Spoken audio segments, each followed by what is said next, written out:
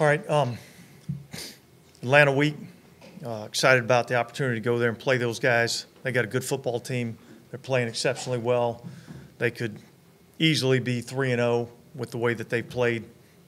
They've played some really good teams, so it's going to be a tough challenge. I'm sure it'll be a great atmosphere to go play a game in, and we're excited about the opportunity. DA, if you can you update us on Eric and Caesar? Well, yeah, I mean, Eric's going to go on, IR, and he'll be out for a little while. I don't know exactly how long that is. I know there's been a lot of speculation as to what the terms are, but I'm not going to speculate in terms of the length of time that he'll be out. But he'll miss 4 games for sure, and then we'll go on from there. Caesar's dealing with a knee issue, so we'll just take that, day by day and see what happens. Is that knee issue the same thing that caused him? He came out for a play and then went back in with those two things? No, I actually came out because of an ankle, Do you have any update on McCoy's surgery and how that went? I know he had surgery this morning. I have not gotten an update as to how that went. And Alvin? Yeah, he's just dealing with, some ribs and really kind of a hip pointer. DA, what losing Eric, such a key player for you all up front, how do you adjust without him? Well, look, we're going to have some other guys step up, that happens in our league. I mean, I'm looking at, if you just pay attention to the league in general, like there was, I don't know, a dozen or more offensive linemen that went down, this week, so it's, everybody's dealing with it, and look, Atlanta's dealing with it. I know they lost their starting center, and I don't think anybody really knows yet for sure. At least we don't know for sure whether or not McGarry's fine or not. We'll figure that out probably come game time. So everybody's got to be able to adjust and make changes, and we'll do that.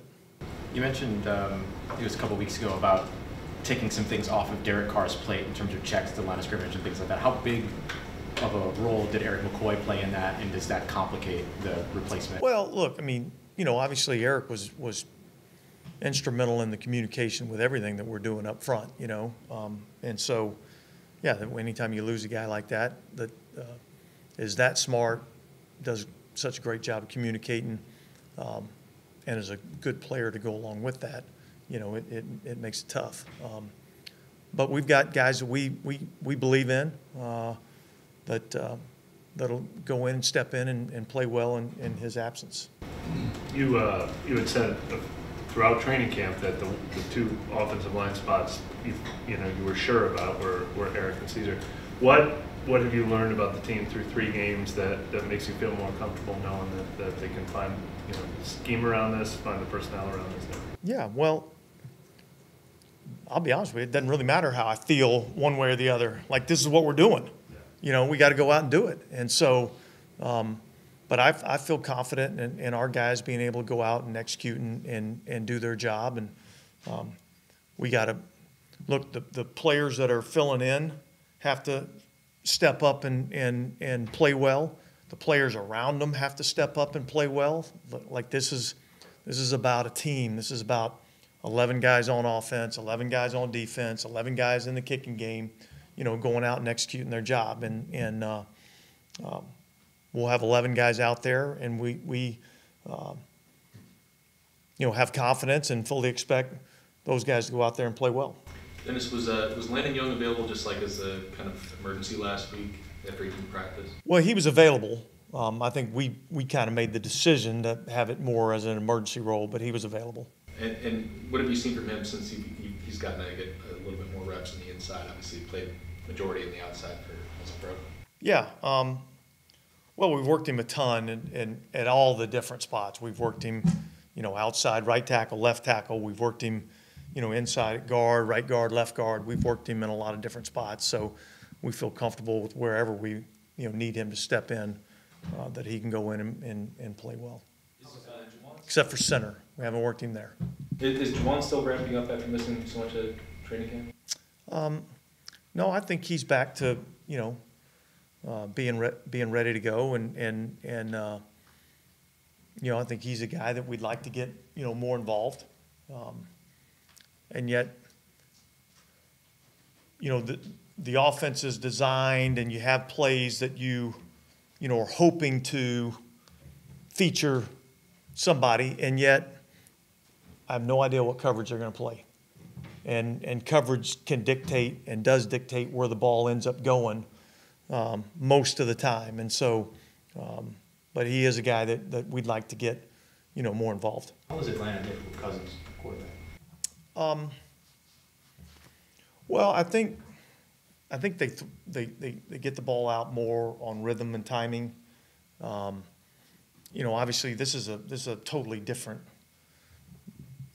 scheme than what I say that there's a lot of the run game is similar, but I think he does some good stuff at the line of scrimmage in terms of getting them in the right plays based on what the defense is giving you. I think they do a really good job. They have some tempo plays where they're up on the ball and they're running a play, and then they give you the illusion that they're in tempo plays, and yet they're just trying to gather information and see what you're doing. So I think this is, I think from a talent standpoint, I think it's a much improved offensive football team. They've added, a skilled receiver and a speedy receiver, and Mooney, who is a good player. Ray McLeod's a good player. Obviously they've had London, Pitts. The runners are extremely talented, different. They run the same plays, but different skill sets, but both talented in their own right. So, and I think Kirk, operates it like he's operated very similar schemes in the past. I think this scheme fits, what he, likes to do. And, I think each week you're seeing him, get him on the move a little bit more, under center, play action, stretch running game, all the things that he's really done, over the last few years that he's had so much success with. Does their offense remind you of your guys', just similar tree? Yeah, look, I think there's some similarities with what we do, with what the Rams do. Obviously, their coordinator came from the Rams, so there's a lot of similarities as to, what they're doing offensively as to what the Rams were doing. So,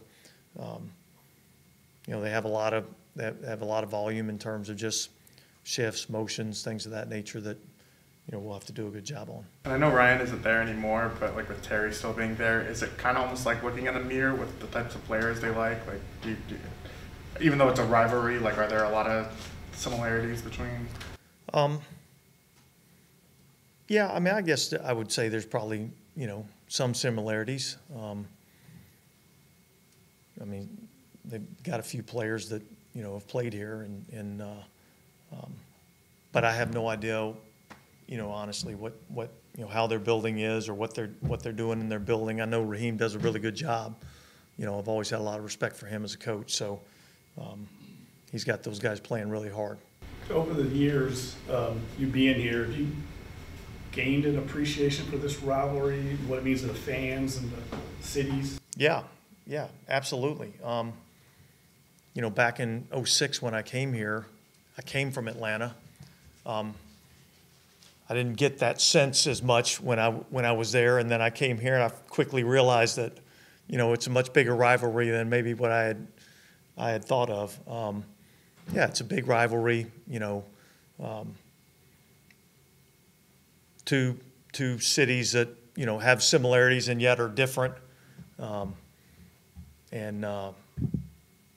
it's a fun game to be a part of. Every time we've played these guys, whether it be in the Dome or whether it be at their stadium, it's always been a great environment and always been a lot of fun to compete against those guys, and we're all looking forward to it again. With the way last year's game ended, do you think there'll be any carryover from that? I think you got a new year. I think you got two teams that, you know, obviously feel like they're pretty good and want to throw their hat in the ring. And so I think, look, I can speak for us. Our focus is on getting ready for this team this year, and they present a lot of challenges. So we're going to have to be ready to play. Dennis, throughout the league, passing numbers are at their lowest point through 3 weeks since 2000, while rushing numbers have been going up for a few years. What do you think is behind that trend, Bill? Well, I think one of the big factors is the ability of the quarterback to run with the football. You know, I think a lot of people look at rushing stats and they think it's just running the football, but it's, you know, quarterbacks being able to run with the football on, call it zone read plays or whatever you want, you know, quarterback read plays.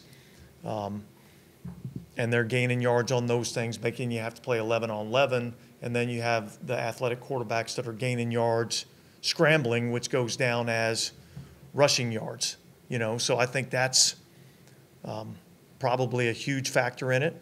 The other thing I think is teams are spreading people out more. The enemy of great run defense is space. And so when you spread teams out a little bit more, it creates a little bit more room to run the football. I know it's been a couple months now, but since you guys are playing the Falcons, do you have any clarity on like why Justin Simmons didn't sign here? No. But I tried. What are your impressions of him, just the way he's played for them? I think he's a good player. I think they got a really good safety combination back there. I think Bates is one of the better safeties players in our league. I got a lot of respect for him. He's really good. And I think Justin Simmons, you know, is a good complement to that. I think both of them are smart, instinctive, rangy on the back end. They're aggressive in terms of getting involved in the run game. So both of those guys will be a factor in the game. We didn't see Alontae Taylor. I forgot to ask. Illness. Illness. Okay. Sorry, I apologize. I was typing. I don't know if anybody asked about Taysom too, just since we're on the injury kick. Is there an update on him? He practiced today, and I'm anticipating him being ready to go this weekend. What did you think of Mel Kiper wanting to outlaw the cover 2 in the NFL, thinks it should go away? You hear about that? No. Was that on like one of those social media deals? Get it. But they had a huge debate about it. Like, says that guys were playing too far back, and you can't. Yeah, it was. He said they should be. I think we got too much time on our hands. I think it's part of the larger discussion about like why passing numbers are down. Because it's interesting how, you know, for so long people have been saying it's a passing league, but actually the numbers are going down year over year. So I got my own problems. I don't got time to get into that debate. Shane Lemieux, if he's called upon at some point, how have you seen him develop at center? He hasn't really done it before, you guys. Yeah, look, I mean, he worked center all of training camp, so you know, obviously Lucas Patrick has been playing, you know, center for us, so we'll be ready with whatever we decide to do come game day. The way the Eagles played your run defense, that particular 6-1 kind of stuff, do you think that can be replicated? Do you anticipate teams try to duplicate that? Or? Well, look, it's a copycat league, right? And so when you see something, anytime we see something that gives us problems, offensively, defensively, in the kicking game, we can guarantee that at some point we're going to see something similar to what we saw. Now, whether Atlanta does it, I don't know. You'd have to ask them what their game plan would be, and if they let you know, pass it along if you don't mind. But yeah, I would expect that at some point, you know, we'll see a look like that. Part of the way Philly did it, you know, those big guys inside make a huge difference, you know, when they're playing like they did in our game, you know, because they create a lot of one-on-one blocks. doing stuff like that. You think it's kind of personnel driven, and not every team can do it the same way they did? Yeah, I would say not everybody's got the ability to do it as well as they did. You know, but and I wouldn't say that that's something that's unique. I mean, I think there's a few teams that, you know, have done that. Yeah, I think, you know, they had a good scheme and they had good players doing it. I know this is probably the benefit of hindsight, but is there any part of you that wished you guys spread out a little bit more against Eagles to get away from them? Yeah, look, I'm focused on Atlanta right now, so let's keep it on Atlanta then. All good? All right, thanks, guys.